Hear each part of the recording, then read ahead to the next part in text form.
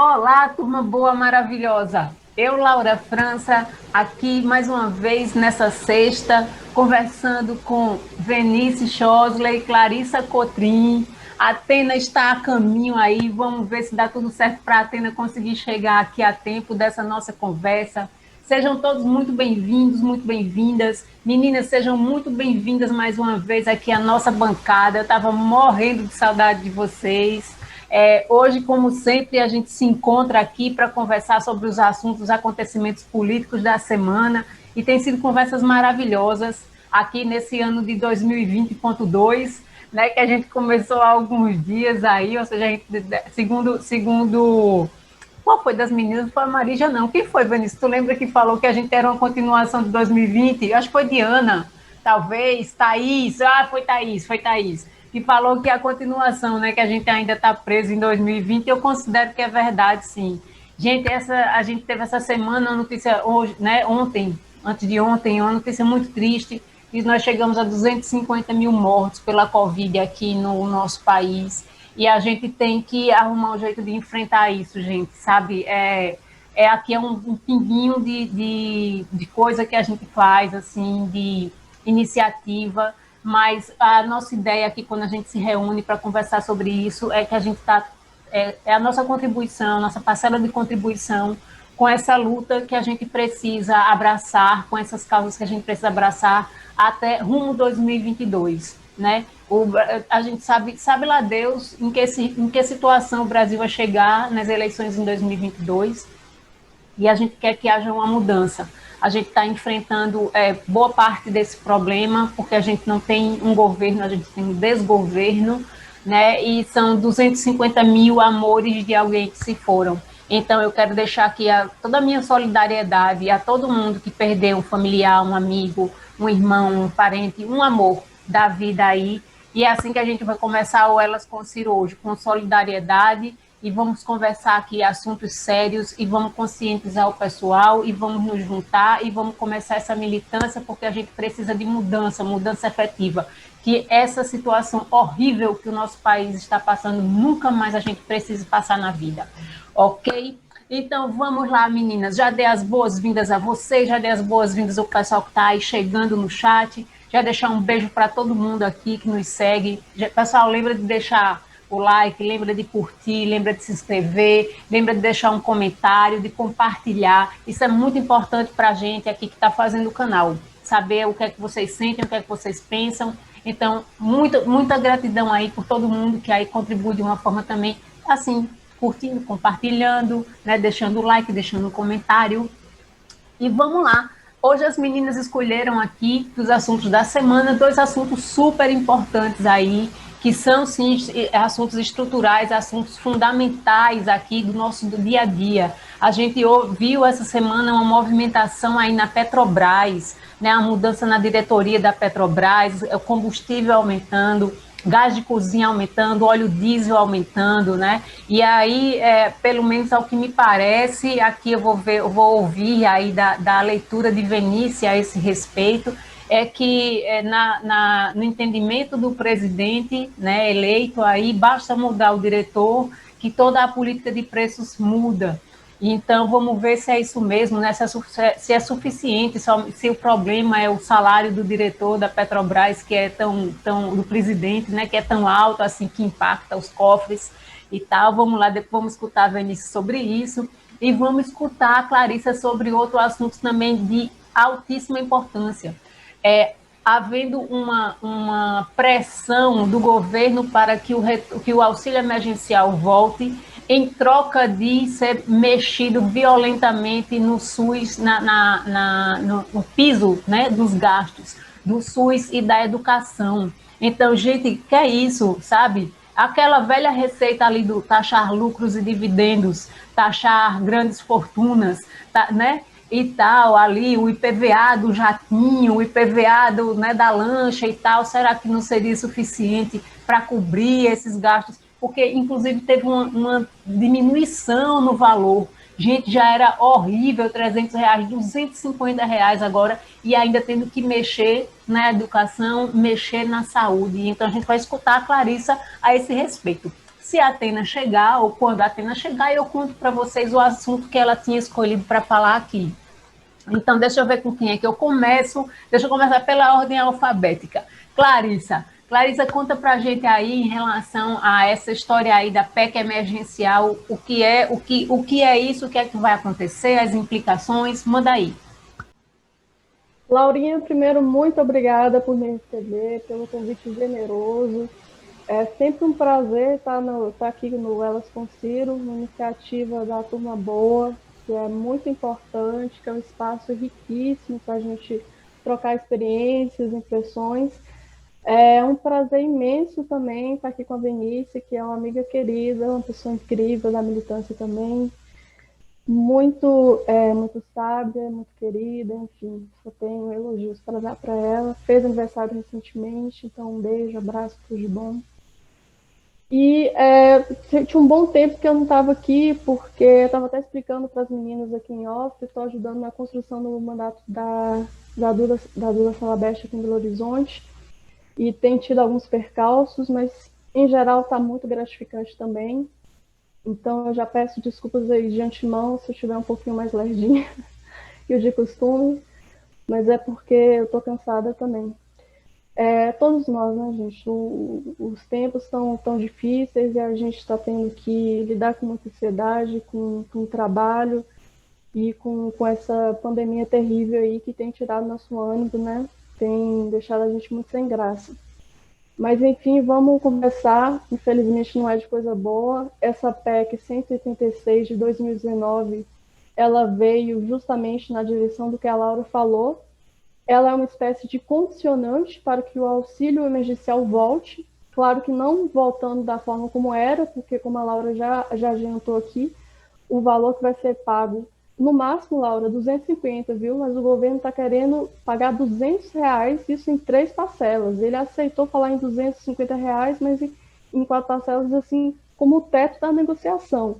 Então, para mim, essa é a canalice número 1, que a oposição, não só a oposição, mas qualquer pessoa que tenha um compromisso público mesmo, tem que lutar e denunciar.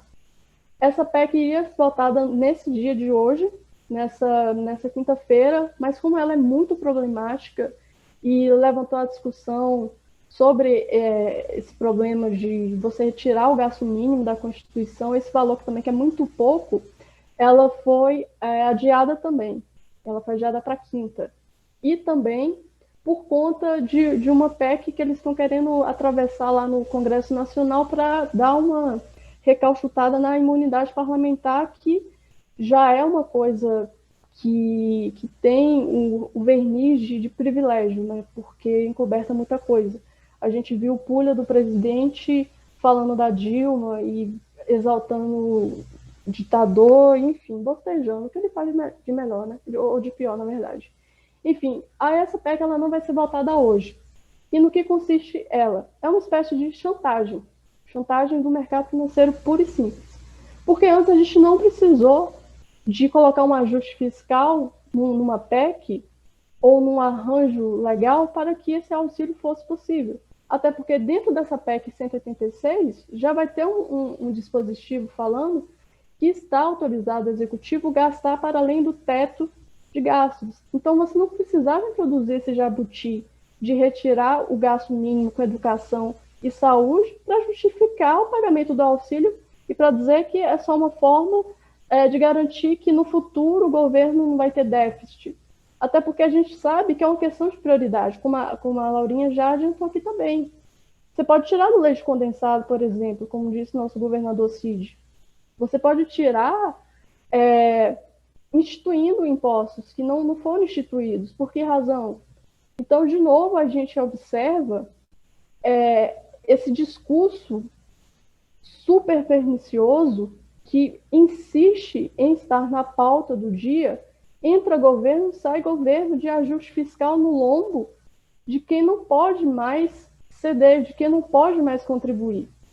E a gente vê tudo isso acontecendo em cima dos direitos sociais. E há uma interpretação, eu acho que eu sempre menciono isso quando a gente está conversando aqui, que os direitos sociais, eles não podem ser mexidos na Constituição. Ou seja, eles são cláusulas pétreas.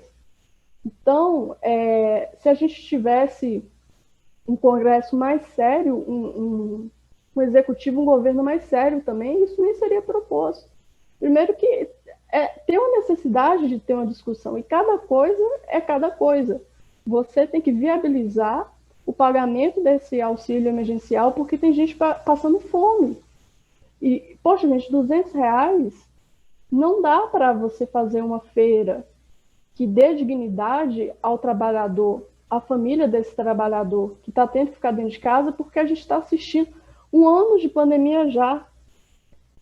Um ano de pandemia. Porque essas pessoas elas vão ter que voltar ao seu recolhimento. Minha mãe está mandando um vídeo da Bahia, o exército está na rua, botando o pessoal para dentro, porque lá tá explodindo de casos e já não tem mais onde colocar as pessoas. Eu recebo um vídeo com muita preocupação dela lá, o pessoal sendo atendido na UTI e o pessoal desmaiado na praça. Então está em colapso. A gente vai ver o efeito dessas festinhas clandestinas de carnaval nas próximas semanas. E é muito lamentável que a gente não aprendeu com os mortos dos meses passados, sabe? Então, nesse contexto de pandemia e de possível agravamento e mais estresse em cima do sistema de saúde, vai haver uma maior limitação também do ir e vir e também das atividades. Bahia agora só serviço essencial até segunda-feira, podendo ser prorrogado. Então é necessário que você garanta a renda dessa pessoa. Não é uma questão de economia versus vida. É papel do Estado pensar de forma articulada e tirar todo o dogma e ideologia para garantir que haja essa renda e que haja o recolhimento também, sabe? E essas coisas estão interligadas. Se tem mais gente estressando o sistema de saúde, você vai precisar de mais gasto na saúde. Então, talvez nem justifique você liberar antes. Tudo isso precisa de pensar, mas a gente está observando aí que estamos à deriva e o governo federal está acéfalo. O ministro, que seria a pessoa que entende de logística, mandou para o Amapá as vacinas que seria da Amazônia. Então, olha o ponto que a gente chegou, né? Enfim, aí lançaram essa canalice, que é essa PEC 186, e notem, é de 2019. Foi uma medida que foi gestada não nesse ano, não no ano passado, mas em 2019. Então, resgataram isso aí para pegar esse contexto de crise e empurrar, justamente porque as pessoas estão desesperadas e todo mundo entende que é uma necessidade que esse auxílio volte. Então, colocaram essa canalice, que eu estou chamando de canalice porque é um real absurdo, já que você tira a obrigatoriedade do gasto com educação e saúde. E só para dar os valores, o Estado e o município ele tem que investir, porque não é gasto, a gente tem que dar a definição correta, não é gasto, é investimento, isso não está indo para o bueiro. Então, 25% do investimento do Estado e do município ele tem que ir para a educação. Isso está lá na Constituição, por isso que a Constituição tem que ser mexida para que isso seja tirado. 12% do investimento do Estado tem que ser em saúde e 15% do investimento do município tem que ser em saúde. Ou seja, o que o Estado e o município arrecada e recebe de repasse da União tem que ter como destinação o investimento em saúde e educação nesses valores que eu dei. O que eles querem? Que isso não exista. Então, é basicamente condenar o SUS ao sucateamento e o sistema também educacional ao sucateamento. A quem isso interessa? A uma parcela do mercado que vai abocanhar esse setor, porque aqui ninguém pode estar enganado de que vai ter um vácuo aí. Então, eles interessam que o Estado se demita dessas atividades para que a iniciativa privada torne esses direitos, porque são direitos que estão assegurados na Constituição, em produtos.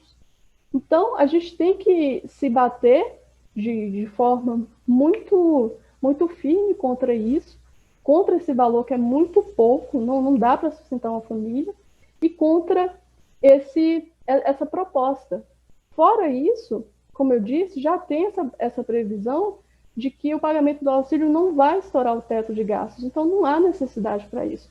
Tanto é que o pessoal que é contra isso, os deputados, estão propondo que haja um fatiamento, seja voltada essa questão e depois seja voltada a questão do auxílio emergencial. Quer dizer, primeiro o auxílio emergencial e depois essa questão da desvinculação do gasto, porque realmente não tem muita pertinência.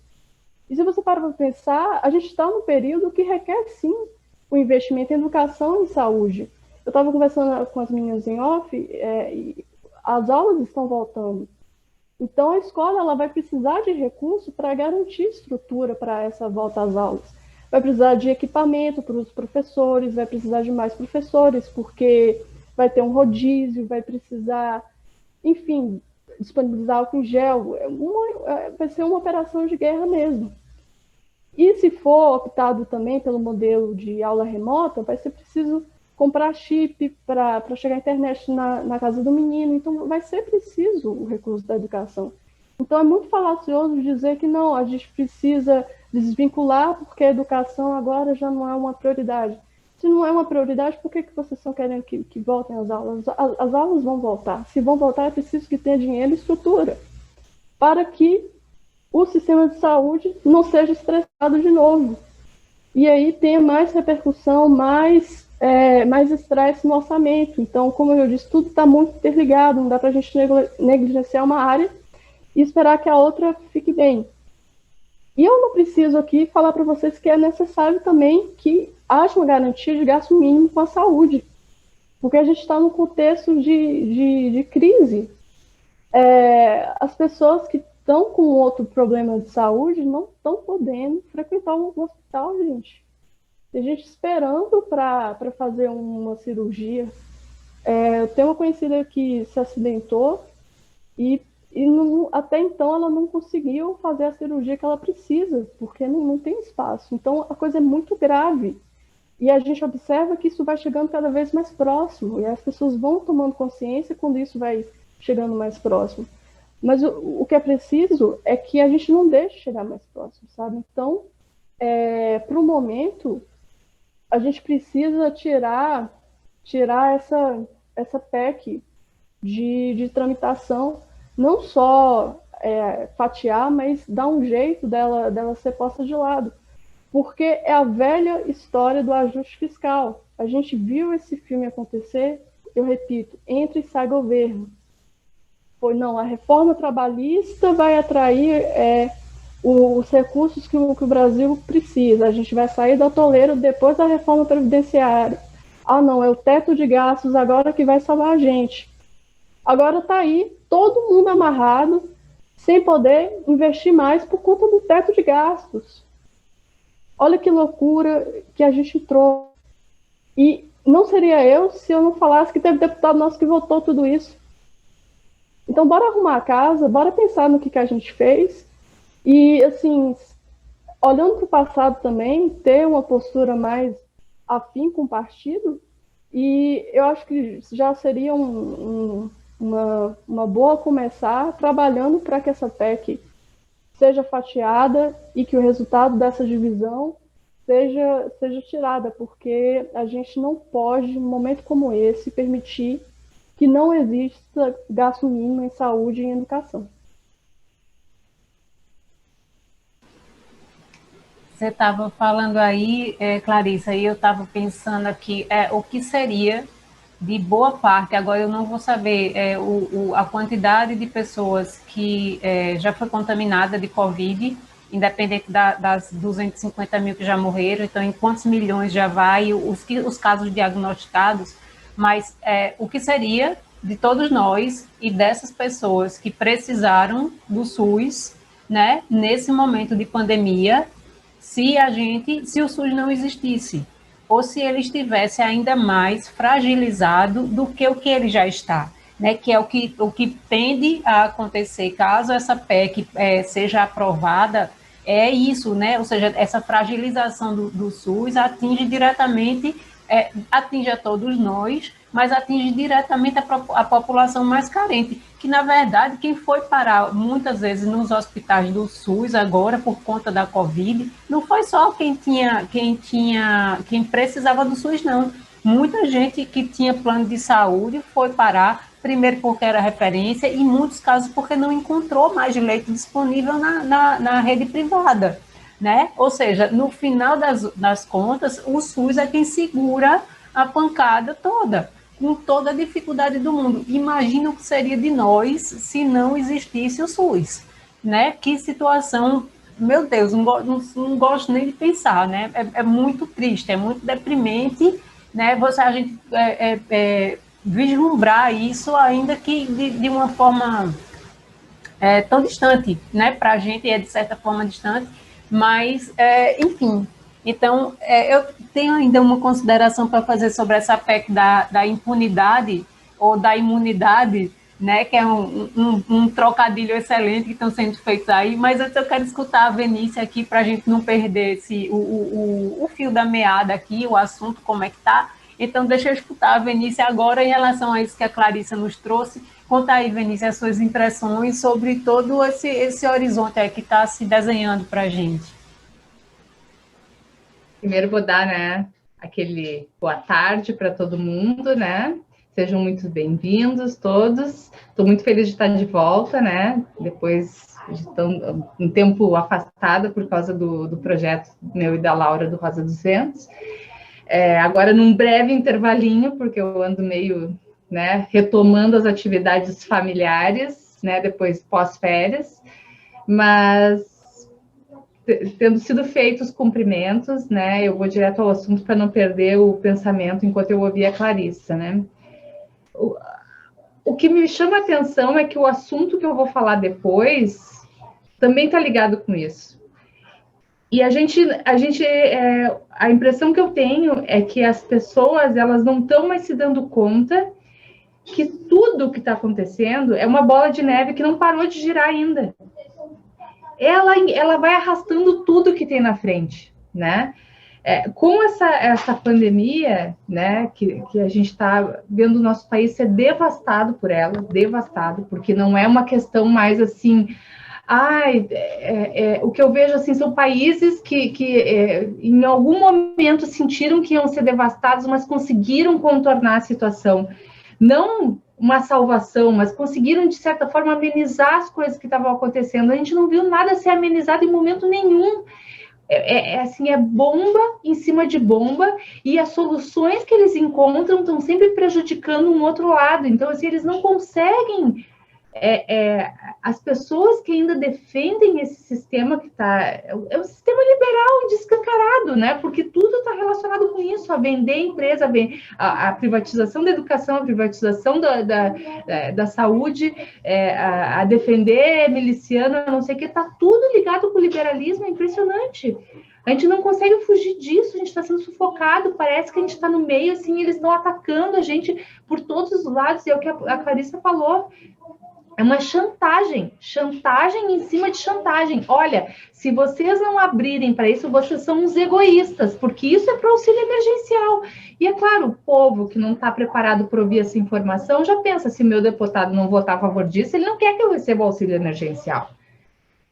Curto e grosso é isso, eles querem pressionar os deputados que não votariam a favor disso, a má interpretação de quem não está preparado para interpretar uma informação dessas. Porque se o cara votar contra, vai ter aquele cara que vai estar dizendo, viu, eles não querem que tu receba o auxílio emergencial. E as pessoas vão ouvir e vão achar que é isso mesmo, e ponto final, né? Então, eu estava vendo também, eu não sei se é a mesma PEC, qual é o número dessa PEC, Clarissa? Não me lembro o número dela agora. É a PEC 186, Vinícius, de 2019. 186, tá? E tem uma agora que eu acho que não é a mesma, que estava até em consulta lá na página do Senado, que é de redução em 25% do salário dos professores da rede federal, acho que se eu não me engano, e alguma coisa ia mexer no salário. Eu não li muito bem, tá? Mas eu li que era mais ou menos isso, e eu sei porque, né, vai mexer no orçamento aqui da nossa casa, né? E mexer também no salário dos aposentados, para fazer essa reposição desse dinheiro. E assim, onde mais eles querem mexer? No legislativo não nem pensar, né? Eles não mexem em nada do legislativo e nada do judiciário. Tá lá todo mundo com o seu salário inteiro, não tem redução de salário, não tem redução de vantagem, aquela vantagem auxílio moradia dos juízes, podia já reduzir isso. Não, vamos mexer no salário dos professores, dos aposentados, esses é que tem que... Vocês estão entendendo? O negócio assim chegou ao absurdo.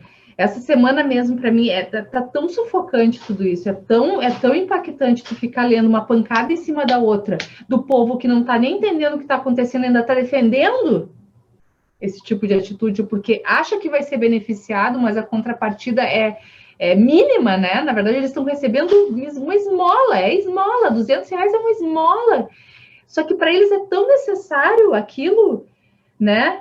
Mas eles não merecem só aquilo, eles merecem muito mais, só que eles vão se contentar com isso, porque eles estão na miséria. Hoje eu estava dentro do supermercado, para vocês terem uma ideia, eu estava dentro do supermercado, tinha uma senhora empurrando o carrinho com um bebê, não, era um menino de uns 3, 4 anos sentadinho. Ela passou por mim, o carrinho tinha umas 10, 15 coisas dentro só. Daí ela disse assim para mim, ela parou, com licença, a senhora podia me ajudar a pagar essas contas? Daí eu fui ver o que eu tinha dinheiro vivo, porque a gente nem anda mais com dinheiro vivo, né? Só anda com cartão, porque hoje em dia a gente cada vez gasta menos com dinheiro, né? Tudo é online, tudo. Eu fui lá, peguei o que eu tinha de dinheiro, dei para ela.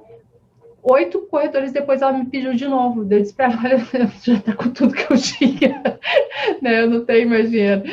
Ela, ai, desculpa. Ela vai para dentro do supermercado com a criança, fica dando, a criança estava comendo umas coisas assim, ela bota meia dúzia ali dentro e quem sabe com que ela conseguir juntar lá dentro, toda encolhida, sabe, com medo do segurança tirar ela lá de dentro. Quem sabe, com sorte, ela consegue pagar aquela meia dúzia de produto que tem ali dentro do carrinho. Isso nunca tinha me acontecido. Não sei se já tinha acontecido com vocês, mas comigo nunca tinha me acontecido de eu estar dentro do supermercado e uma pessoa me ataca 2 vezes pedindo dinheiro dentro do supermercado. Dentro. É que aqui, talvez, eu não sei no Nordeste, mas aqui nunca tinha me acontecido, Laura. Nunca, nunca, nunca, nunca. Então, assim, eu fiquei assim, o olho cheio d'água. Daí, quando eu saí lá de dentro, um me atacou no estacionamento. Olha, a senhora não quer... Entendeu? A pobreza tá assim... É uma coisa que a gente não tem nem assim, ó... A gente não tem como mensurar mais. E tudo isso que a Clarissa falou é justamente isso. Uma coisa está puxando a outra. E a pandemia só agravou. Porque ia ser horrível igual. Ia ser horrível. Eles iam arranjar outro jeito de extorquir os direitos da população. Eles iam arranjar, porque o projeto deles é esse. A pandemia deu oportunidades para eles fazerem isso. Esse que é o problema. Além de tudo, né? Além das 250 mortes, que eu também lamento, e assim, penso todo dia... E faço muito pensamento de que o meu maior medo é que as pessoas sintam dor e sofram.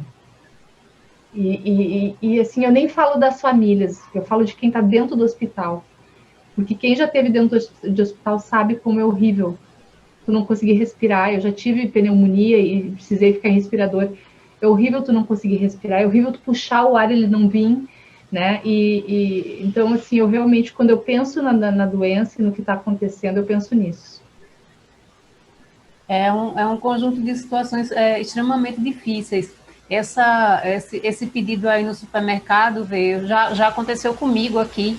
Na época, era um velhinho, muito velhinho mesmo. Já faz tempo isso, não foi nem na época da pandemia, não.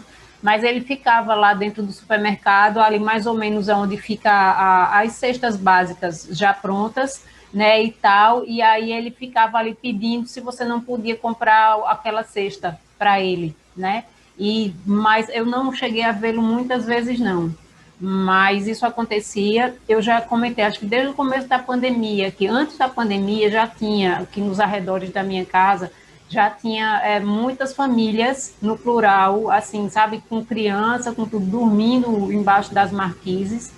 E aqui eu moro perto de uma praça bem movimentada, e eu tenho notado que nessa praça tem muita gente, assim, muito. Eu não tenho visto criança, não, mas eu tenho visto muitos homens e mulheres dormindo no gramado mesmo, sabe? Da praça, assim, não chega a ter nem nenhuma coberta, nem nada, não. Mas a hora que você passar, eles sempre estão lá, sabe? E, assim, você vê que são pessoas que estão em idade de trabalho, idade produtiva e tudo, mas que estão na rua, por algum motivo estão na rua. Então tem muito, se multiplicou muito. Eu já tinha me chamado muita atenção isso antes da pandemia, porque eu não via, aqui a gente não via, normalmente a gente via no semáforo aquele cara que ia lá limpar o para-brisa, você dava um trocado a ele, isso tinha. Mas não tinha morando como a gente começou a ver, e a pandemia com certeza agravou e agravou muito, sabe? Na frente do supermercado, um que abordou lá no estacionamento, aqui na frente do supermercado, sabe? De vez em quando acho que o segurança bota todo mundo para correr,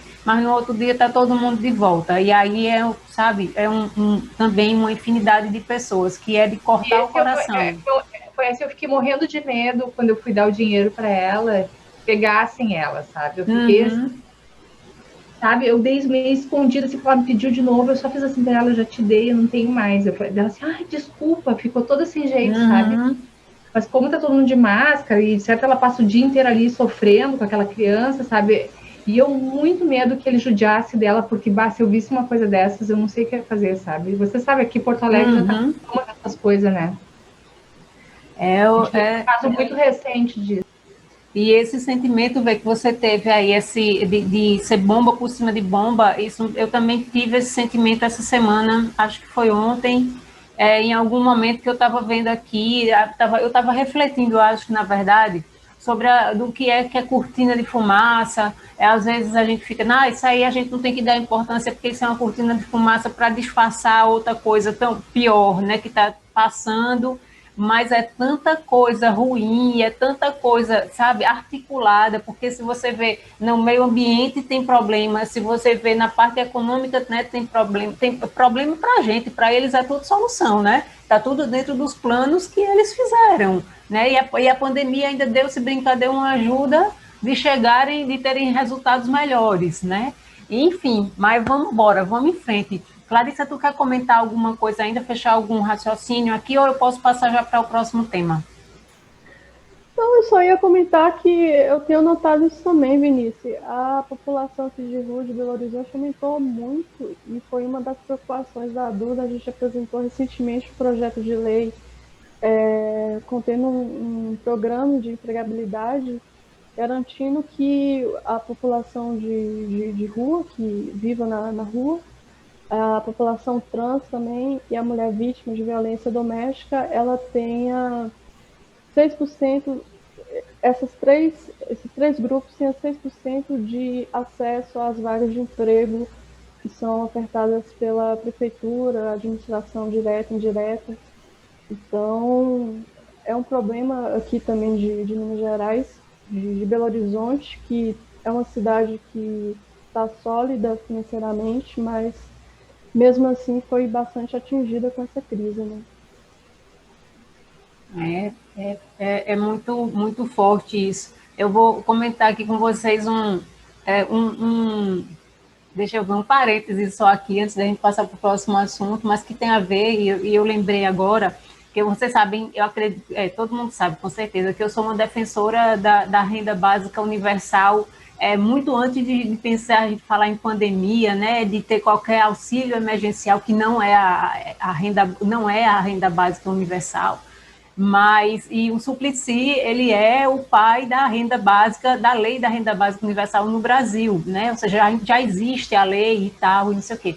E aí eu sigo ele, sigo o João, sigo o Supla, que são filhos dele e tal, ali eu adoro aquela família ali, são figuraças. E essa semana o Supla, ele tem um perfil ali no Instagram, que ele fica respondendo as perguntas dos fãs. Na maior parte das vezes é tudo coisa humorada, mas às vezes tem eles, né, selecionam umas perguntas bacanas, e essa semana perguntaram a ele se ele tivesse um desejo só concedido, né, pelo gênio da lâmpada, o que é que ele pediria. e ele disse que pediria para ninguém no mundo passar fome. E isso, sabe, me deixou assim tão feliz, assim, tão emocionada, na verdade, porque eu acho que é isso, né? No final, no fundo é isso, assim, é como o mundo seria diferente se ninguém passasse fome, né? Bastava isso, não precisava botar riqueza, bastava não passar fome, né? Todo mundo ter direito, e a gente está falando do quê, né? De comida, né? Ninguém passar fome, né?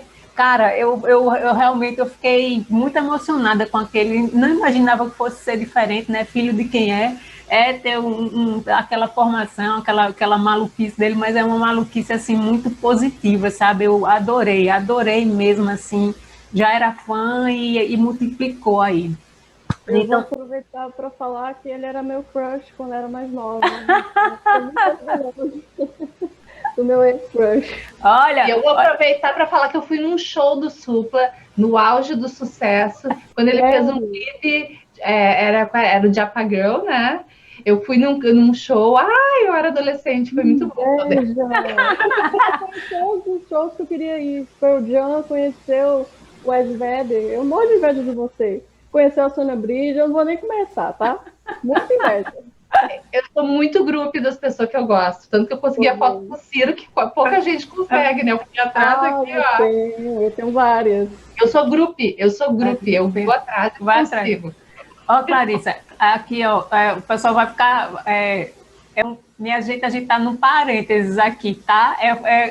Conversa aqui, vocês não estão ouvindo isso aqui. Supla tá solteiro, viu? Se o crush permanecer ainda, chega junto lá, porque, vai que, né? Por favor, me convida para madrinha, tá? Escuta, gente, a gente tem que dar uma relaxada assim, porque os assuntos são pesados, né? A gente aqui não tá para brincadeira, a gente é de carne e osso também, a gente tem coração, né? E vamos lá, vamos trazer agora o segundo assunto aqui da semana, que a Venice escolheu, que foi falar sobre a Petrobras. Então, vamos aí, Venice, conta para a gente o que é que significa essa dança das cadeiras, o que é que de fato, vai impactar em alguma coisa para a gente, ou só vai continuar subindo o gás, vai subir a gasolina, vai continuar subindo tudo. Vou começar falando que, assim, tudo que eu li sobre o assunto me fez pensar só numa coisa que no final eu vou falar e que é o óbvio de tudo, que como eu falei antes do assunto da Clarissa, o ciclo sempre se fecha, né? Tu começa com um assunto, ele vai levando para o outro e tu fecha o ciclo, porque é isso, a gente está dentro de uma ciranda, né? Uma ciranda infernal, vamos dizer assim, né? A gente está vivendo um inferno no Brasil, sendo bem sincera, eu não consigo usar uma palavra mais suave, porque a gente está vendo as pessoas morrendo, as pessoas... E assim, e eles aproveitando a pandemia, assim, sem dó nem piedade, foi o que eu falei antes, eles estão usando como oportunidade. A pandemia foi uma oportunidade de ouro, caiu no colo do Bolsonaro e dos carcamanos dele lá, e ele está usando isso como ele pode. Ele está espremendo, né? Está tirando tudo que ele pode. Eu fico pensando o que ele não está roubando por trás, é o meu pensamento, assim, as coisas que a gente nem imagina o quanto ele está enriquecendo durante essa presidência, mas nada tem prova, né? Então a gente não pode falar muito sobre o assunto. Mas voltando para o assunto da Petrobras, eu estava lendo que no dia 23 a gente já tinha tido uma perda dos valores, né? Um derretimento das ações da Petrobras de 102 bilhões de reais no dia 23. Depois que o Bolsonaro destituiu, né, o querido do Paulo Guedes e colocou mais um general de fralda para cuidar de mais um patrimônio da nossa nação, que não poderia, de forma alguma, estar na mão de um general, porque os general que ele escolhe ainda são os piores que tem, não que não exista general bom e gente no exército super capacitada e preparada. Ele não pega as pessoas boas, ele pega os de fralda, aqueles assim que já estão com as duas botinas encostadas e os pezinhos dentro da bacia de molho. É esses que ele pega, que são aqueles incompetentes que nem ele, né? Pareia dele, né? Porque ele não vai, quem é bom, não vai querer se misturar com com o naipe dele, né? De jeito nenhum. Não vai, de jeito nenhum. Não vai se misturar com ele. Então ele pega, assim, a escória, aquela coisa que sobrou mesmo, a sobra, do Exército, porque tem gente extremamente capacitada. A gente sabe que os cursos do Exército são maravilhosos, da aeronáutica, tudo são assim, cursos preparatórios de primeira para engenharia, para tudo. Eles são, assim, ponta de estudo no Brasil, né? Tanto que tudo de tecnologia, a maior parte que a gente produz a origem é no Exército. O problema é que ele não pega essas pessoas, ele vai pegar o que tem de pior, né? Assim como ele fez com o INPE, etc., né? Ele não pega as melhores pessoas, ele vai pegar o que tem de pior. Bom, e nisso, né, a gente tem mais um contraponto dele contra o Guedes, né? E daí a gente começa a se perguntar o que ele está querendo fazer exatamente, né? Ele acha que o Guedes tem muito poder, é tudo uma combinação, eles estão combinados. A gente começa a pensar, né? Dizem que foi porque ele achou que subiu muito a gasolina, ele achou um absurdo. Eu não consigo acreditar muito nisso. Eu acho que é muito mais pela pressão da greve dos caminhoneiros, que daí sim ia gerar uma crise verdadeira para ele, porque parte dos caminhoneiros também é eleitorado dele, né? Então, ele tem essa barganha com os caminhoneiros, né? Que ajudaram, de certa forma, a eleger ele, né? Principalmente devido àquela greve que a gente teve lá acho que era no governo Temer ainda, né? Essas coisas de data eu não sou muito boa, tá, Guriz? Eu não decoro muito essas coisas de quem estava onde, quando, e na dança das cadeiras, eu não sei, eu não me lembro muito bem, tá?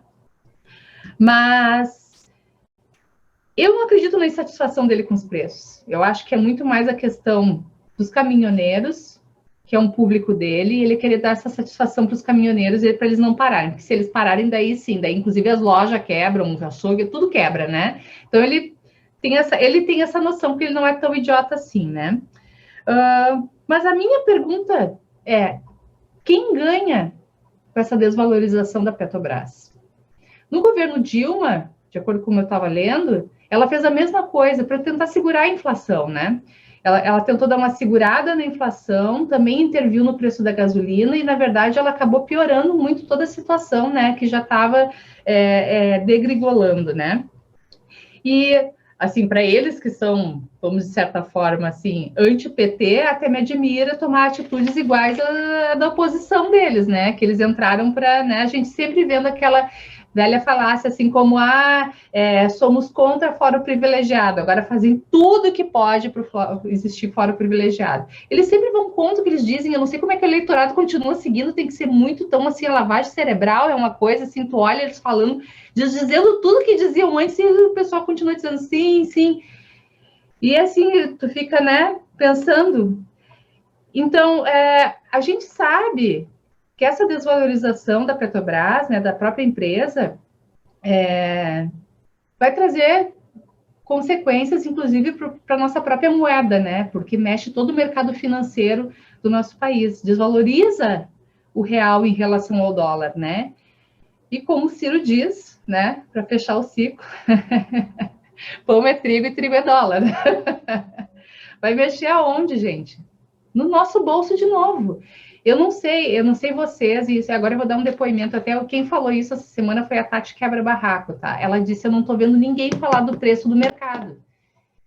E, gente, eu vou dizer para vocês, eu tô gastando 100% a mais do que eu gastava há 7 meses atrás. A gente tem uma planilha aqui em casa, né? O Chico é muito organizado nas nossas finanças, assim, ele é meio, até, eu vou dizer, tem toque, às vezes. Ele tem tudo na ponta do lápis que a gente gasta com cada coisa. E ele falou, sabe quanto a gente gastou a mais nos últimos 2 meses com o mercado? R$1.000 a mais. Porque aqui é 4 pessoas, a gente realmente, e sem comer fora, a gente não come fora, a gente não pede comida. Tem gente que vive de iFood, etc, né? E a gente não pede nada, eu faço tudo, né? Sou bem cozinheirinha, bem daquela que tá na cozinha sempre fazendo tudo, até o pão. Então, assim, é tudo matéria-prima aqui em casa. Então, eu gasto muito com o mercado mesmo. As compras sempre são muito grandes, assim, eu compro muita coisa. 2 guris, imagina 3 homens e eu de mulher em casa, né? Então, é sempre muita comida, volume de comida. Então, a gente gastava até em torno de R$1.100, né? Até uns, vamos dizer assim, 6 meses atrás. Foi subindo, 1.200, 1.300, 1.400. Esse mês a gente bateu 2.000 de supermercado. E eu vou dizer para vocês, eu cortei inúmeras coisas. inúmeras. Eu tirei um monte de coisa que estava muito caro. Eu disse, não, isso eu não vou mais comprar, não vou comprar, não vou comprar. E não consigo baixar o preço do nosso gasto. Então, o que é tudo isso que está acontecendo, na verdade? A gente tem essa questão da Petrobras, ok, o cara está querendo intervir por causa do preço da gasolina, ele está preocupado com o preço da gasolina, porque ele sabe que a gasolina vai mexer em absolutamente tudo. Mas, ao mesmo tempo, no momento em que ele interfere no processo natural de uma empresa do tamanho e do porte da Petrobras, que é fundamental para o nosso país, para a economia do nosso país, em função de tudo que ela já trouxe para nós, em questão de tecnologia, em questão a nossa matriz energética, né, na questão dos combustíveis, tanto da gasolina quanto do diesel.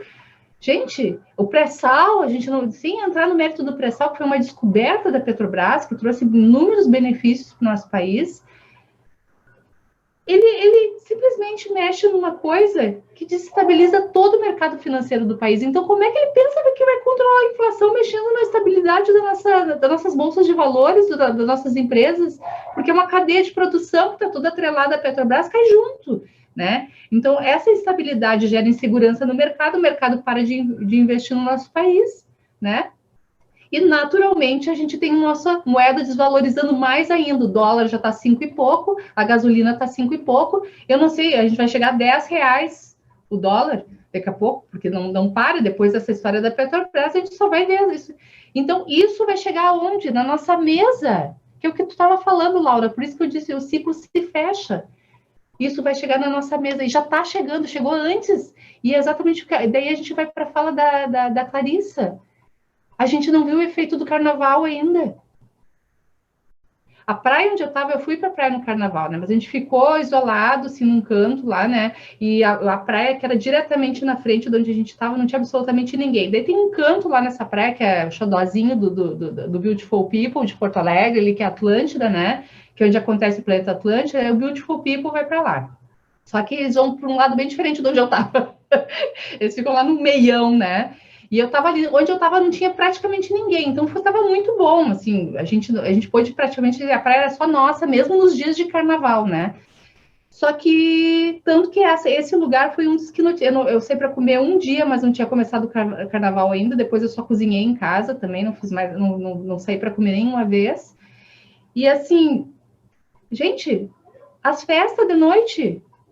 Lá em Atlântida saiu até no Jornal Nacional, saiu no Fantástico, saiu em tudo. As festas nessa praia, que é o xodózinho do Beautiful People, e é o Beautiful People. Não estou falando de gente pobre. Estou falando de gente muito rica, mas muito rica mesmo, milionária. Se vocês veem que as casas, vocês não acreditam nas casas. Estavam lá. E a polícia, eles não estavam causando desordem, então a gente não pôde interferir. Não é que eles não estavam causando desordem, é que era tudo filho de gente que manda na cidade. Então, gente, a gente não viu o efeito do carnaval ainda, que vai ser daqui a umas 2 semanas, mais ou menos. Porto Alegre está na bandeira preta, né? Praticamente todo o estado do Rio Grande do Sul está na bandeira preta. O nosso governador querido, maravilhoso, abriu as escolas, mas deixou os bar abertos, shopping. Não entendo, mas tudo bem, né? Ainda que eu ache, né, como eu estava falando antes, que eu, assim, no caso do meu pequeno, ele está indo para a escola, porque ele está na fase de alfabetização, mas está super organizado, assim, mas daí, claro, é uma escola particular, tem umas 15, 20 monitora que andam com eles no pátio, que se eles não deixam eles se encostar, que dentro da sala de aula só tem 5 crianças, a aula virtual tem monitor, tem não sei o que, tem o PowerPoint, eles pagam lá o Google Scholar, né, é tudo assim, primeiro mundo. Mas assim, e as outras crianças que começou a aula e não tem tudo isso, né? Não está protegida, não está amparada, não tem dinheiro para monitor, não tem dinheiro para nada. Então, assim, ó, a questão da Petrobras, ok, eu quis falar dela porque eu acho fundamental, porque ela vai mexer numa coisa que vai aparecer na nossa mesa também daqui a 2 semanas, assim como o resultado do carnaval. A comida já está... Gente, é o que o pessoal falando, comida é fundamental, não existe nada mais importante que comer. Nada é mais importante que comer. A pessoa bem alimentada, ela até tem mais saúde, ela é mais saudável, ela fica com a imunidade mais alta, mas se tu mexer numa empresa do tamanho da Petrobras e fizer uma cagada, porque é isso que ele fez, uma cagada, fez uma grande cagada, né? Tu mexer num negócio que é fundamental para a economia do país, com a economia destruída, não precisa dizer nada. É o que o Ciro diz. Pão é trigo, trigo é dólar. A gente mexeu numa empresa, mexeu no dólar, a gente vai mexer na mesa do trabalhador. E eu vou dizer para vocês, a pergunta que eu fiz é, quem ganha com isso? Eu acho que ainda por trás disso tudo eles são tão perversos que eles querem fragilizar ainda mais a Petrobras para vender a Petrobras e privatizar essa empresa. É uma opinião minha. Eu estou só dizendo que eu acho que eles têm feito de tudo, né, para chegar no ponto de ter um controle, de certa forma, em que eles simplesmente possam botar para vender. E tirar mais isso de nós. Mais isso. E vender a preço de banana, não é, Verice? Ainda hoje eu vi uma postagem do Marcelo Freixo aqui falando, né, que o partido dele estava entrando com a ação, eu não vou lembrar agora qual foi a refinaria, mas é também um componente da Petrobras, que foi vendida, acho que abaixo do preço de mercado, com certeza foi muito. Se eu não me engano, foi pela metade do preço, sabe? Assim, então eles estavam entrando, ajuizando uma ação para investigar essa venda aí, né? Porque no momento desse, onde a gente está tendo todas essas dificuldades, não é o momento da gente vender refinarias, né? Não, como você muito bem falou, não é o tempo de vender absolutamente nada, né? Absolutamente nada. A gente não está vendo aqui a Alemanha, a gente não está vendo deixa eu ver ninguém da Europa, a Inglaterra, ninguém vendendo as suas empresas nesse, né? Estados Unidos, que é aquela coisa liberal até não poder mais, isso. Protegendo a economia deles até não poder mais, porque eles sabem que aquilo ali. A impressão que eu tenho é que é exatamente o que a gente tem dito, o Ciro tem falado, e para mim é o mais claro. Esse cara, ele é presidente para duas coisas: roubar mais e proteger os filhos dele que estão com a corda no pescoço para ser preso. É só para isso que ele é presidente. Ele não tem função como presidente nenhuma. Ele está ali para isso. E há muita gente com o rabo preso da milícia está mantendo ele ali, porque a milícia está levando todo mundo aqui, ó. É a milícia, dinheiro da milícia e da igreja. Aqui, ó. É isso. É evangélico, né? Não culpa dos evangélicos, evidente, mas lá do Edir Macedo, controlando, porque tu vê, o cara esse, o Daniel Silveira, ele foi para votação para saída do estoque. A tal da Flor Delis ficou lá, a bonita, meses depois de ser acusada de matar o marido. Meses. Ah, não é flagrante. Ah, gente, pelo amor de Deus, tudo se prova provando que é mulher. Então, assim, ó, ia para as casas de swing com o marido, com o irmão, com o filho, com não sei o que. Imagina quem não tava nessa casa de swing, rabo preso de todo mundo, tá entendendo? Então, o que a gente está vendo é uma Babilônia, né? É uma Babilônia.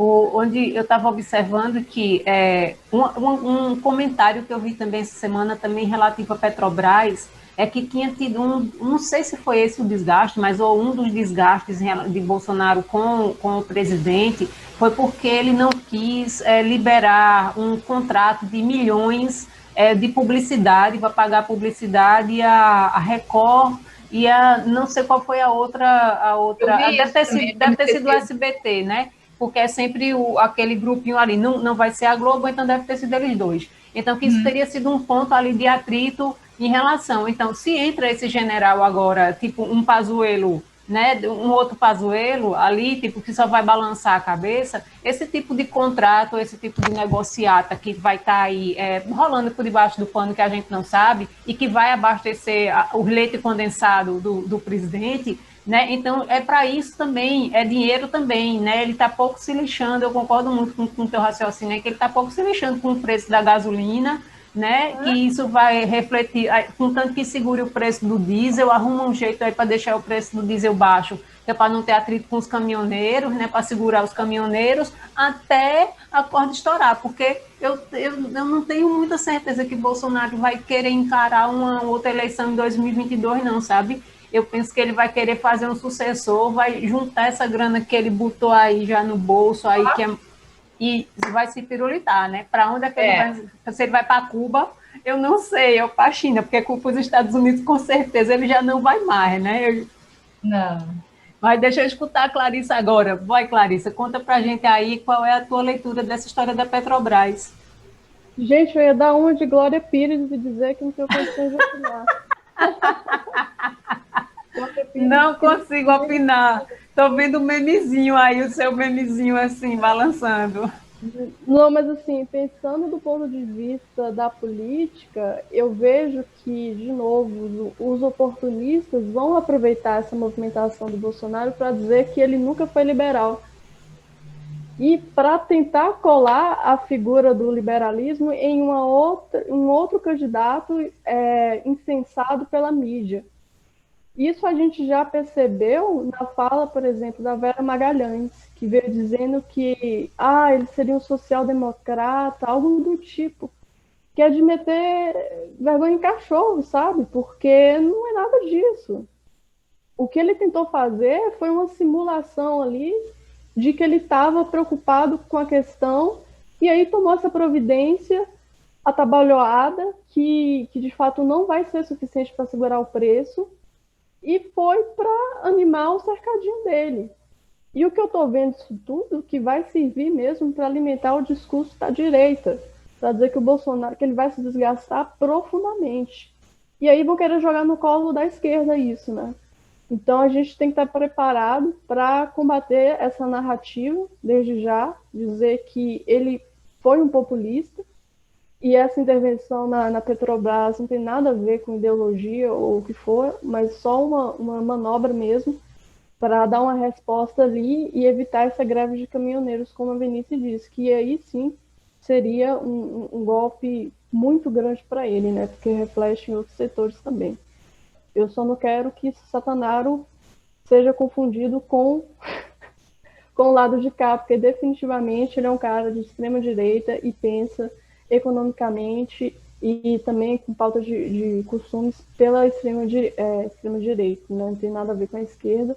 E a gente vê isso a partir do momento em que ele coloca o Paulo Guedes na direção da economia e fala em privatização e fala que, enfim, tem que entregar, tem que vender. E não só fala, mas também concretiza essas ações. A gente vê os campos de petróleo sendo vendidos a preço de banana. Eu lembro de uma fala do Ciro falando que teve um barril que saiu ao preço de uma lata de Coca-Cola. Então, uma nação que abre mão de ter o controle sobre um recurso tão importante perde soberania. E a esquerda se preocupa com a soberania nacional, se preocupa com essas questões todas, e Bolsonaro não. Então, fique bem claro que ele não é de esquerda, gente. Eu não acredito que eu vou ter que falar isso, mas Bolsonaro não é de esquerda.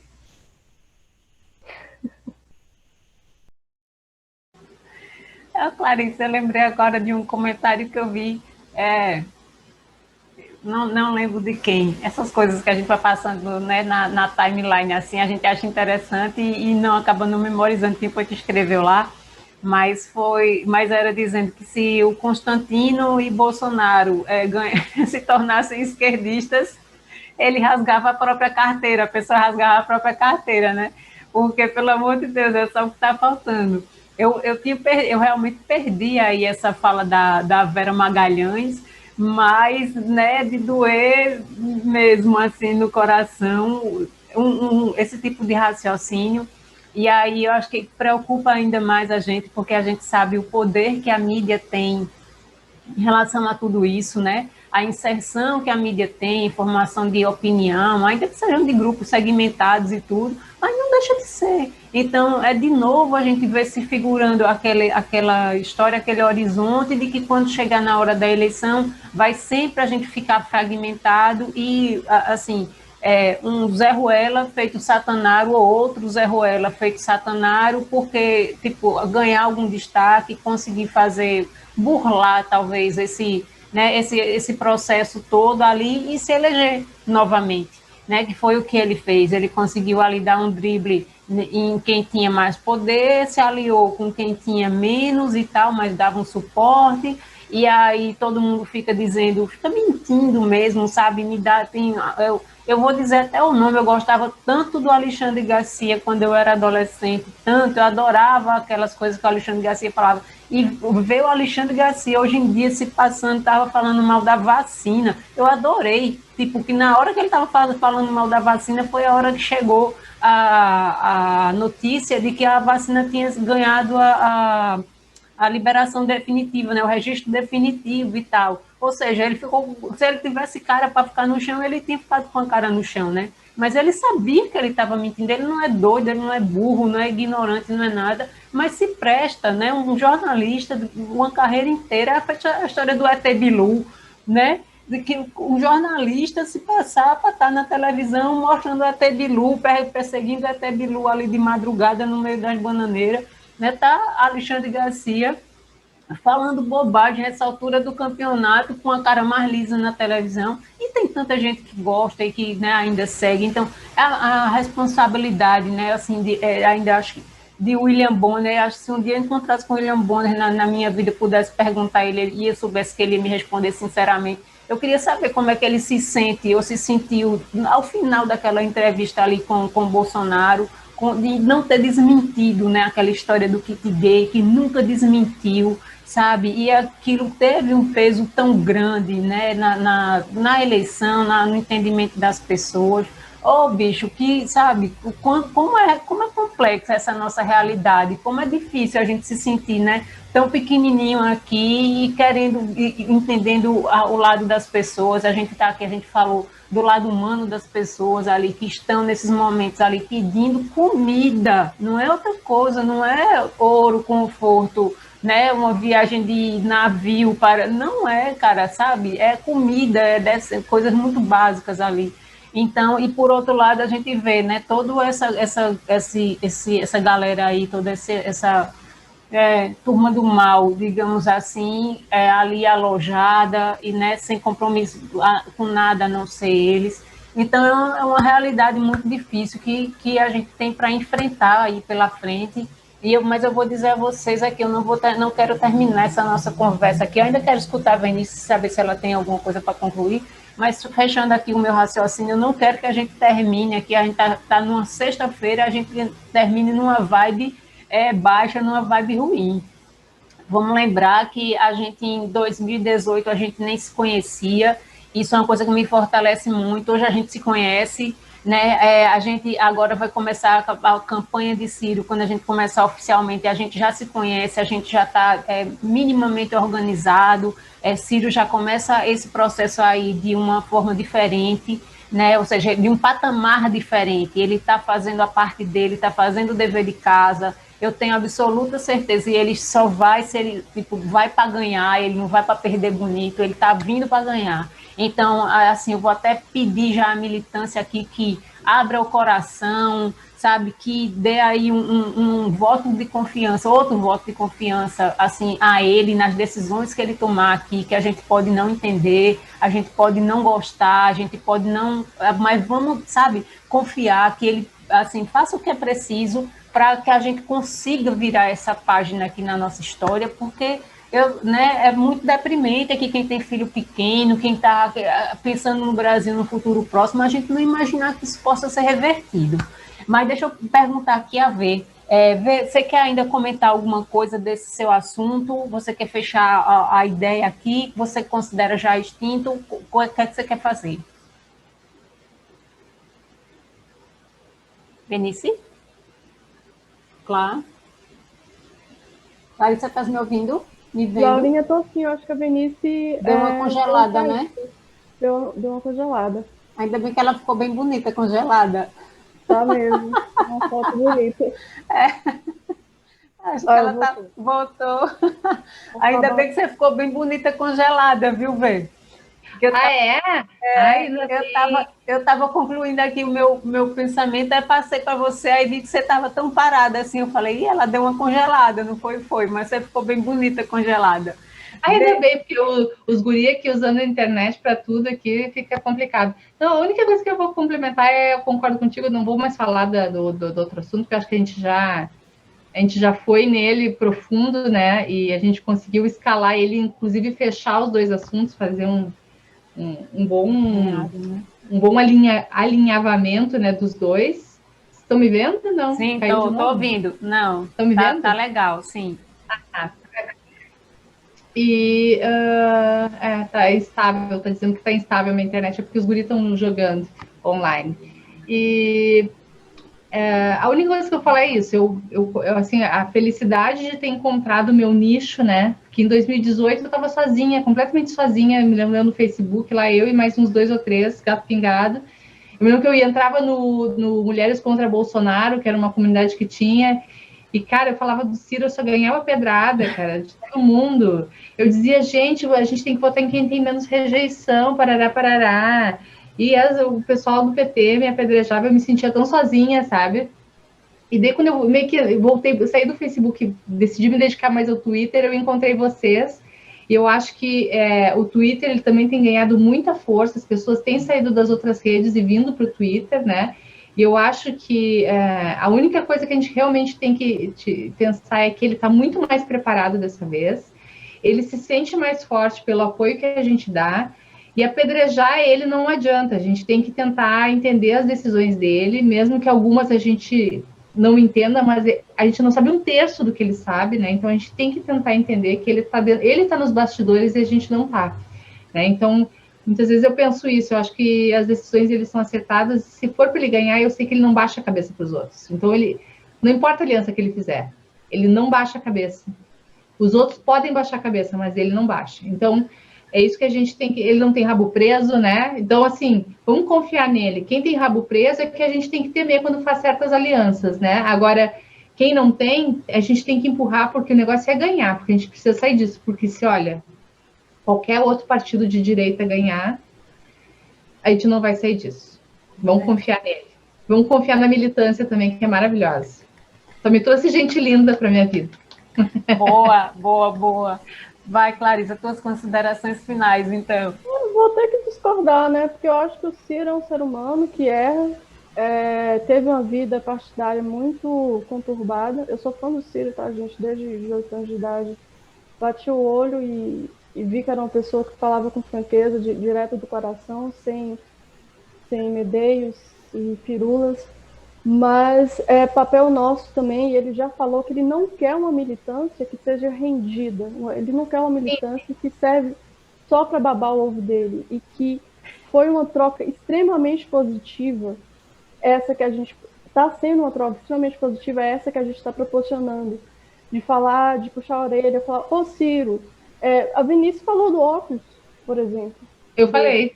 Então, a gente tem que estar vigilante. O Ciro, ele precisa de um olhar de fora. Isso. Às vezes a gente está dentro de um processo, não consegue, não tem essa visão holística, então quem está fora pode contribuir sim, e a gente não pode ter essa intenção de achar que tudo que o Ciro for fazer está certo. Lógico que eu confio na liderança dele, eu estou no PDT por conta dele, acredito no projeto dele, acredito que a gente pode implementar o PND, mas, ao mesmo tempo, eu vejo que, para que isso seja possível, não tem como a gente, por exemplo, colocar uma pessoa de direita na nossa chapa presidencial, porque não vale tudo. Ele já falou em cada entrevista que não vai vender a alma para ser presidente. A Dilma era uma pessoa extremamente honrada, isso sai da boca dele o tempo todo, e caiu e foi traída, e não deu o braço a torcer, não conversou com o Centrão, peitou depois, né, que o Cid foi, inclusive, saiu por conta disso, mas peitou esse povo, o Eduardo Cunha, e deu no que deu. Então não adianta ser uma pessoa honesta. Você tem que... O que o Ciro falou? A gente precisa de militância, botar o povo na jogada, propor antes, porque quem vai ser eleito vai ser a ideia, não vai ser eu. Então, as ideias que foram postas, o Congresso vai ter que respeitar, porque vai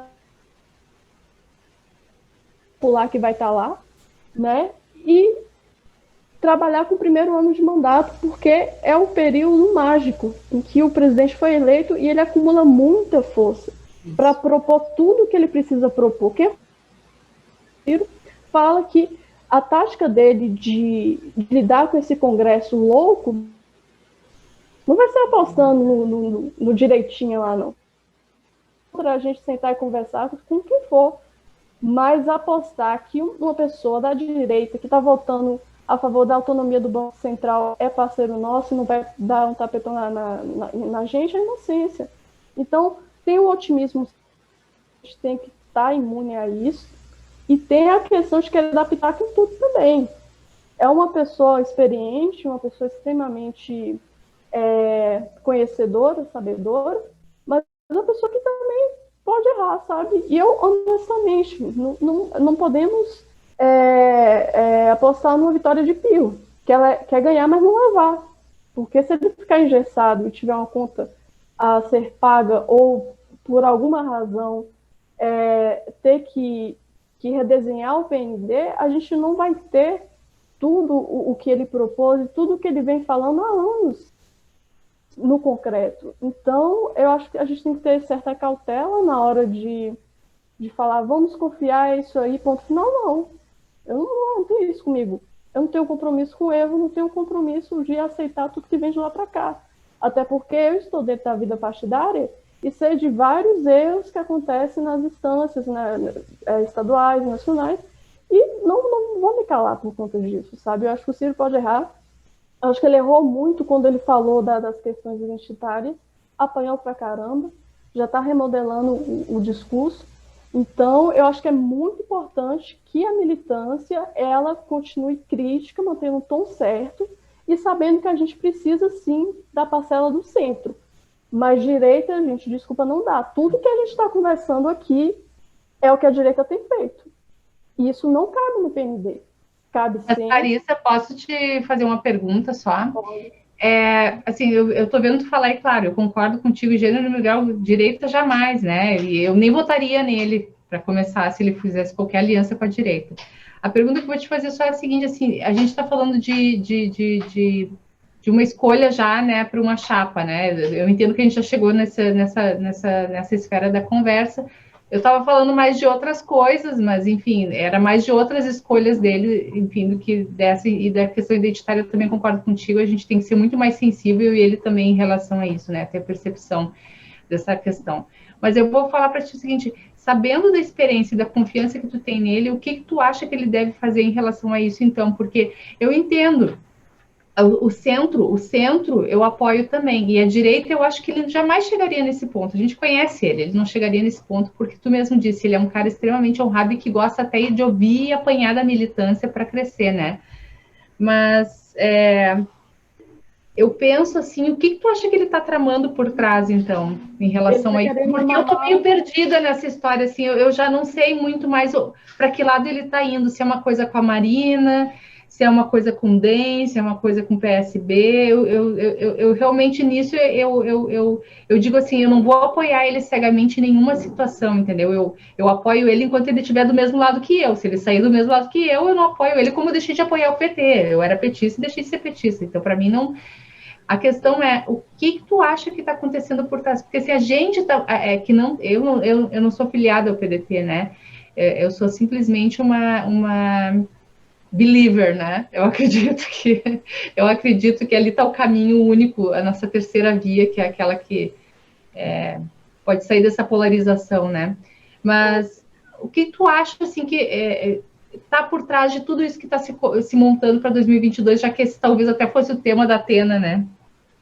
Vinícius, então, é meio delicado falar disso, mas o PDT são vários.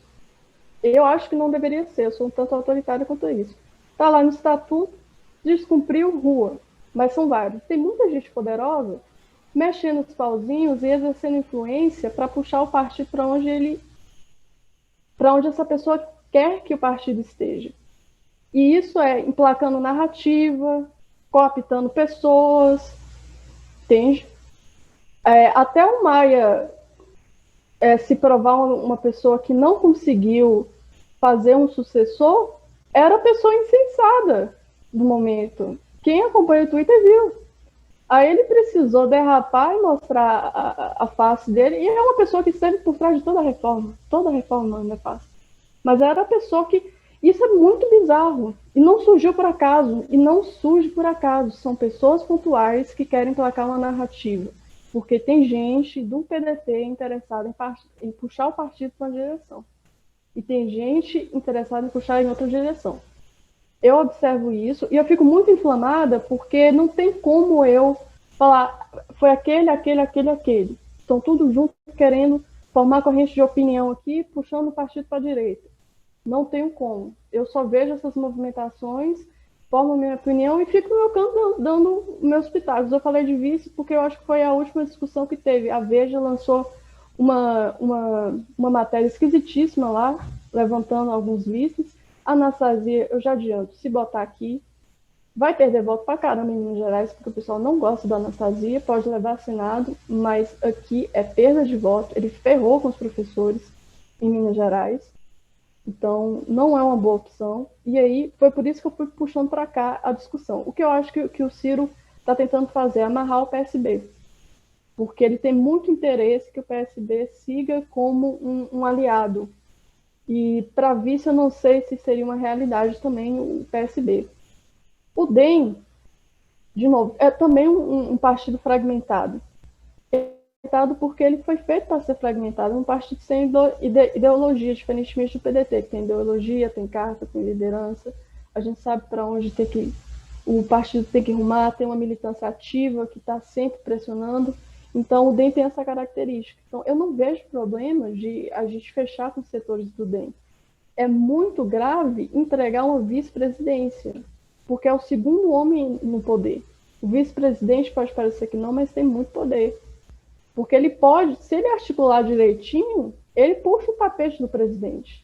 E o presidente, estando ausente, para qualquer coisa, uma viagem, ele vai estar lá dando as cartas. Faz parte de conselhos. Então não é uma qualquer figura. Não é uma figura qualquer, na verdade. Sem contar que tem uma carga representativa muito grande no vice. Você não escolhe qualquer vice. Sabe? A Cátia Abreu está aí para ensinar para a gente.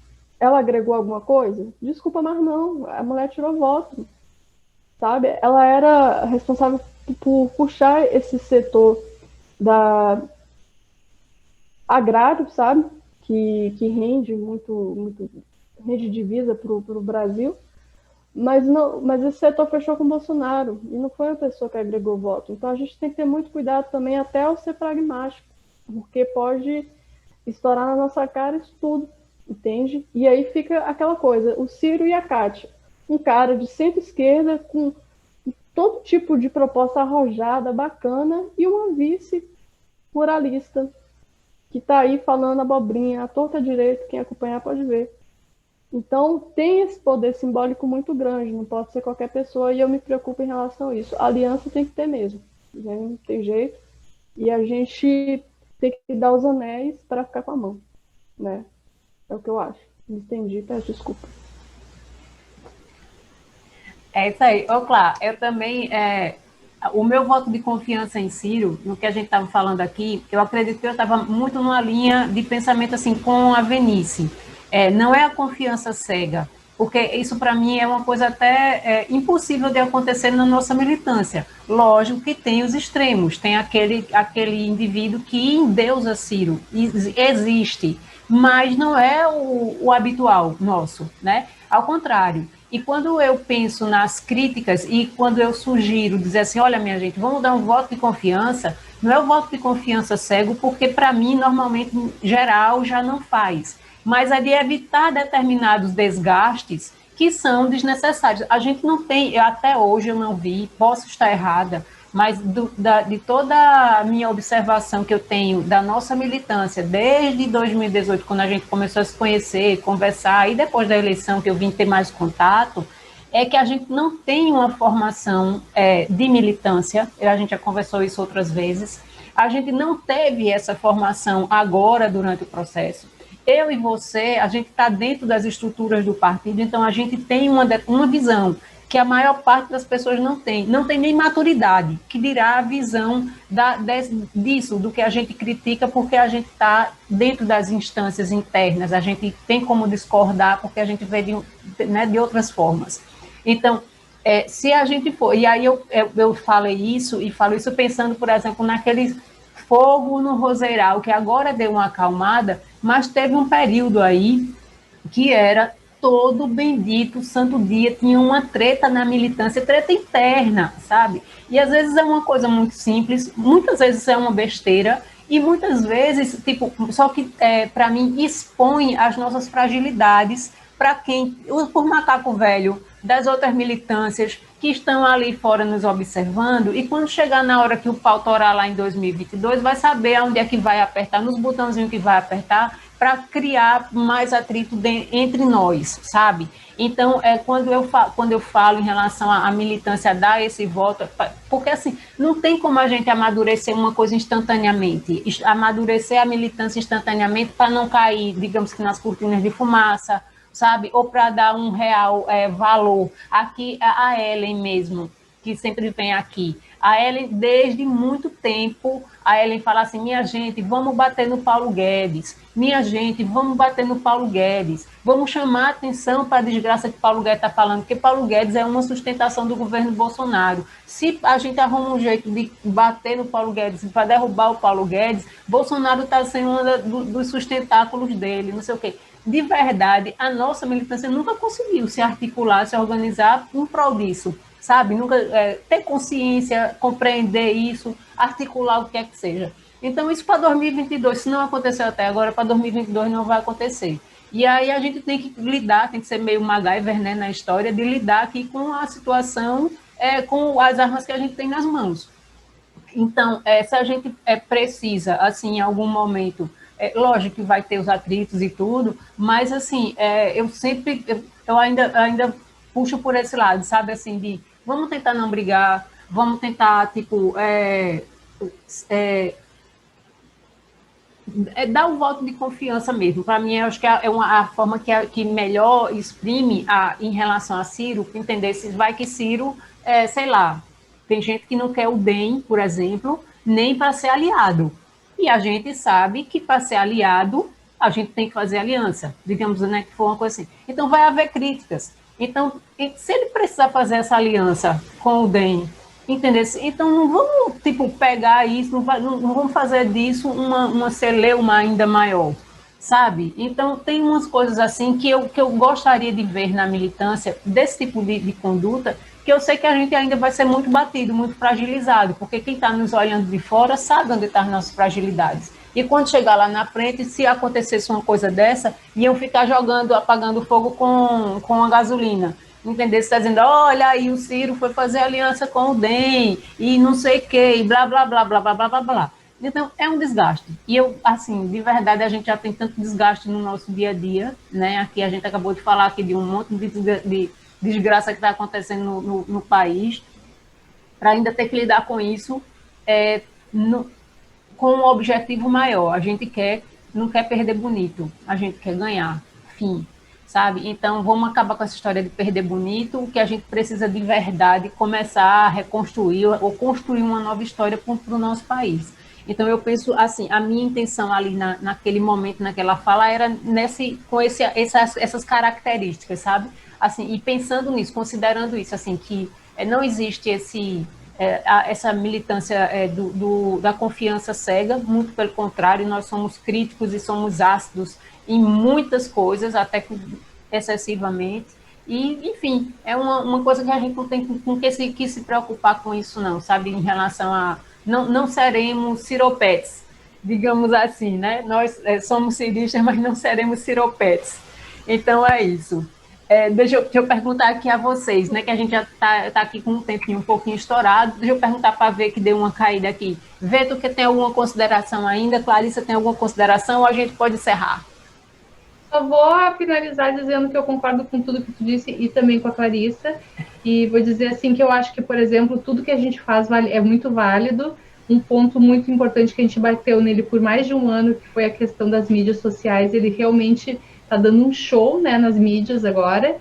E esse tipo de crítica, assim, ela é muito construtiva, né? Tu falar para ele melhorar, né? Ele melhorar como pessoa e na própria pré-campanha dele, que já está acontecendo, né? Então, isso sim, e claro, na questão do vice, eu concordo em gênero, número e grau com a Clarissa, porque eu não sou aquela topa tudo por dinheiro no palco, né? Eu acho que isso ele fala... Ai, meu Deus, a ver caiu de novo. Voltou. Tá horrível a internet. Mas, enfim, é isso. Concordo com o A e o B e fecho um grande... Não sei. Ai, B e C, deu tudo certo no final. Vai, Clarissa, tem alguma consideração ainda? Manda. Laurinha, eu só queria fazer um adendo ao que você falou. É Fala. que, assim, a gente tem que separar a... Vocês estão me escutando? Tô te escutando. A gente tem que separar a briga burra da militância por ego e a crítica que é feita. Porque se a militância não é cega, haverá críticas. Então, a crítica mostra que é uma militância viva, que não tem nenhum mensalinho, a maioria não é nenhum tipo de mensalinho que está sendo paga para reproduzir tudo que é dito. E eu acho que a maioria das coisas que acontecem e que geram uma espécie de atrito, Ruído, né? Ruído. Isso, mais ruído, assim, é por uma questão que são questões que acontecem dentro do partido e a gente esbraveja porque a gente não está satisfeito. Então, demonstrar essa insatisfação para quem está de fora um valor positivo a partir do momento que isso é avaliado como uma autocrítica. A gente fica pedindo autocrítica dos outros partidos, mas se a gente não fizer essa autocrítica pública, ninguém vai levar a gente a sério. Então, se a gente está chamando a atenção de A, de B e de C, por uma coisa que é contra o interesse do partido, que é contra o interesse do Ciro, ou até puxando a orelha do Ciro publicamente, é porque nós estamos fazendo nossa autocrítica, né? Então, é separar a briga boba, treta gratuita, por ego, por like, dessas críticas que são feitas. Por exemplo, teve questões dentro do partido que a gente só conseguiu solucionar quando a gente jogou e expôs. Do contrário, nunca seria possível. Dou exemplo. Filiação da Duda. Só saiu porque a gente foi pro Twitter. Compramos briga. Então, tem certas coisas em que a gente não pode ficar calado não, né? E temos que fazer autocrítica, assim, para o pessoal nos levar a sério e ver que a gente não aceita e somos ativos e não somos hipócritas e que estamos cobrando e olhando de perto o partido e as pessoas também. Boa, boa. Gente, então é isso. Chegamos ao final aqui do nosso Elas com Ciro dessa semana. Um beijo, Clarissa, um beijo, Venice, um beijo para a Tenda, que não conseguiu chegar a tempo, mas aqui a gente deixa um beijaço para ela. Vamos ver se ela consegue vir na semana que vem. Então, um beijo para todo mundo que nos assistiu, que nos acompanha, que nos privilegia com a sua audiência. Espero que vocês tenham gostado. Lembrem de deixar o like, de curtir, de compartilhar, né, de deixar um comentário aí para a gente. Acompanhe os nossos outros programas aqui no canal, a gente está recheado de coisa boa aqui, a gente tem o Rosa dos Ventos que vai estar voltando aí, que a Vinícius já disse, que vai vir mais conteúdo por aí, que já está fantástico. Quem não conhece, dá uma olhada nas playlists, que nas playlists está tudo separadinho lá. A gente tem aqui aquela primeira parte ainda, que é Resgate do Novembro Azul, que vai se transformar no Fala Baixinho que eu te escuto, com o Dr. Márcio. A gente tem a Bodega da Turma Boa. Gente, eu também estou em fase de adaptação de começo de ano aí, de trabalhos, etc e tal. Então, a gente vai trazer, sim, conteúdo da Bodega da Turma Boa, sabe? A gente tá aí, tá tudo rindo. O Sidney com o programa de humor, Sidney e o Paulinho Tavares. Gente, olha, tudo aqui é colaborativo. Eu quero que vocês entendam, o pessoal aqui manda vídeo para a gente no 5G, o pessoal manda, sabe, faz assim, das tripas coração para produzir esses conteúdos que vocês veem aqui. Eu tenho um orgulho, eu tenho uma gratidão imensa por todo mundo que vem aqui. Às vezes as meninas vêm aqui nas lives, no Elas com Ciro, elas estão usando a internet do vizinho, sabe? Então é uma doação muito grande, então eu tenho muito respeito por todo mundo que vem aqui, eu adoro, assim, de coração. Se a turma boa já mora no meu coração, eleitor de Ciro já para mim já tinha um lugar diferenciado. Esse povo que vem aqui no canal e se doa tanto, para mim tem todo o respeito do mundo e toda a gratidão do mundo. Então, vou deixar um beijo para todo mundo, todos os meus colaboradores que estão aí. Vocês já viram aí, teve spoiler, o Dudu Moreira contou aí, né? Finalmente eu consegui tirar o Politicamente Interagindo do mundo das ideias e agora ele é um novo programa aqui. Dudu só falou o spoiler, Dudu foi o tema que a gente começou ontem. Mas não vai ser só aquilo, não. Em breve vocês vão ver o Politicamente Interagindo aí no ar, que é o nome oficial do nosso canal. Então eu espero muito que vocês aproveitem o conteúdo aqui, porque é um conteúdo, sim, feito para a nossa militância, para a nossa formação. A Atena também está trazendo o programa dela, está caprichando lá, é um programa voltado para a formação da militância. Então, gente, conteúdo tem bastante. Se vocês procurarem direitinho, vocês vão achar alguma coisa que vocês gostam. Interajam, mandem mensagens, né? A gente precisa muito do feedback de vocês para saber como é que a gente está e o que é que vocês estão gostando mais, o que é que estão gostando menos. E eu espero, sim, que vocês curtam muito. Manda beijo aí para a gente, aí nos comentários, interage com a gente, dá uma olhada lá no nosso site. O site continua no ar, continua de pé. A gente tem muitos projetos lá no site também, pipocando. Então, um beijo para todo mundo que nos assistiu até agora. Na sexta que vem, se Deus quiser, a gente está aqui novamente com essa bancada maravigold. Um beijo para o Gui. Beijo, Gui. Um beijo para Ivo, para Marija, para todo mundo. Estou morrendo de saudade, gente. Voltem. Tchau, tchau. Obrigada, Clarissa. Obrigada, Vê. Beijo. Beijo.